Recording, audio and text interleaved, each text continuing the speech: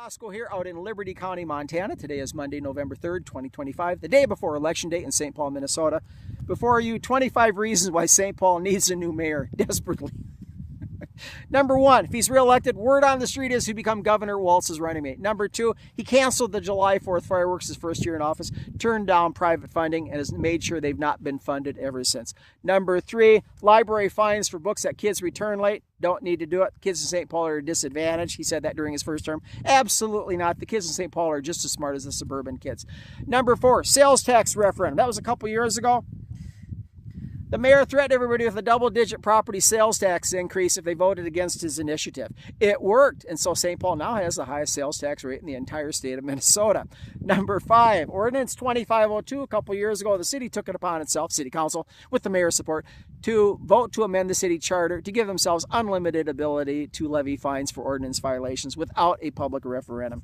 Ordinance 2502, again, number six, petition was then circulated by some good people to get it on the ballot, which it is, and the mayor refused to sign the petition. Number seven, there was a garbage referendum initiative, his first term in office, to repeal the city's new garbage plan. The mayor threatened everybody again with a double-digit property sales tax increase if they voted against his wishes. Well, it worked, and the initiative failed. Number eight, rent control referendum. That was several years ago now, to cap the rents at 3%. Since then, the mayor and the city council have twice voted to amend that referendum without public input. Number nine, mayor supports 2502, Ordinance 2502. One of the reasons is because of bad landlords. We're gonna rein them in. Well, the truth is it's a money grab, ladies and gentlemen. Nothing more than a big money grab because the city council and him are desperate for more cash to spend. Number 10, regarding rental properties, the mayor's on record, and I have videotape of it too through the neighbors. He's a slumlord himself, and he shouldn't be out there wagging his finger as far as other landlords. Number 11, the Lowry Apartments right across the street from City Hall fell into such disrepair, the city had to condemn the building, literally steps from his office. Where were you, Mayor Carter, when this was all going on? Number 12, Mayor Carter's campaigning on crime is down, ladies and gentlemen. Crime is down. Well, the truth is, since he's become mayor, it's gone up, and you include the years he was on the city council, it's gone way up. Number 13, the Walmart in St. Paul during his first term in office was one of the first Walmarts in America to close, ladies and gentlemen. Number one reason, shoplifting. Number 14, buses. Every bus in the Metro Transit system since he's been mayor has been retrofitted with doors to protect the drivers from assault. And he's talking about crime is down, ladies and gentlemen.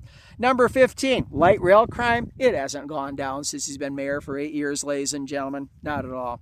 Number 16, public transit. The number of people who are stealing rides anymore, it's just become common.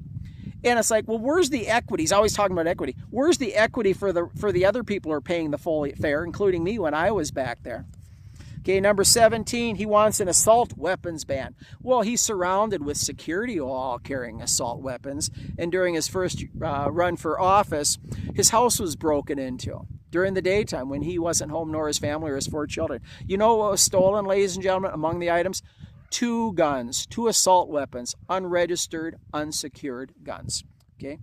15, I don't think he's ever had, number 18, I'm sorry, I don't think he's ever had one press conference that talks about the issue of crime in St. Paul, ladies and gentlemen, and that it needs to stop. We need to be the safest capital city in America, not just like everybody else, which is kind of what he's saying, but not one press conference. And then real quickly, during the last mayor's race, when I was challenging him, during a debate, I brought up the issue of his home being broken into, the guns, etc., etc. You know what? He looked at me and said, well, where's my condolences for his home being broken into? Well, with all due respect, ladies and gentlemen, of the thousands of people who've also been victims of crime, has he ever offered his condolences to those people? I don't know that he has.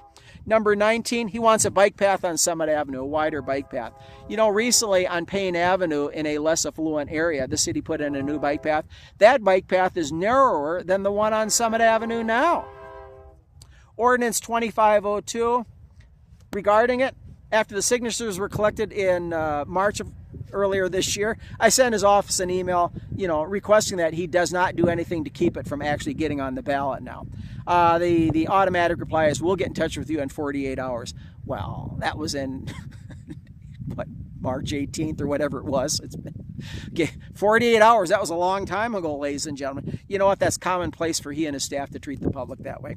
Number 21, property tax levy increases every single year. That's how they balance the budget. He's never been able to balance the budget without raising taxes, ladies and gentlemen. And the city's budget's just exploded over the years. Number 22, move city election to even-numbered years. That was another referendum question. I think a couple years ago now.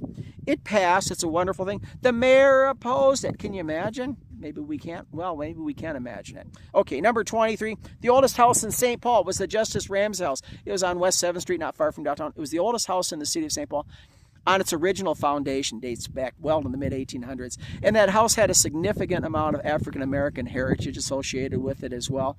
You know, the Rondo area of St. Paul, Summit University area, isn't the only area with African-American history. Okay. Well, the house was later disassembled and it's sitting on a lot somewhere in the north suburb. Really a disgraceful thing what happened to it. Number 24, after 14 years in office, is St. Paul really any better shape than when before he took office? I think most of us know the answer to that. Number 25, frankly, he's been a bully. When you see, you know, you're going through some of these issues that I've just covered, how he's treated with people. He's actually kind of a mean person at times. Now he's all smiling and, you know, stroking your arm. He's, you know, running for re-election again, of course, and then he's probably going to become lieutenant governor candidate if he does get re-elected. Well, folks, you need a break, St. Paul. You can do better. Thank him. Send him on his way. There's a nice woman who's running her opponent right now. She is. Give her a chance. You need a break, St. Paul. I think you need to set yourself on a new path, a new course. And I've looked up Ms. Herr enough. I'm confident she can be that person. I don't agree with all of her positions, but I don't need to. But I do know, and my instincts are she would be a great breath of fresh air and a great influence on the city if she's elected. So thank you for your time and attention. Cheers.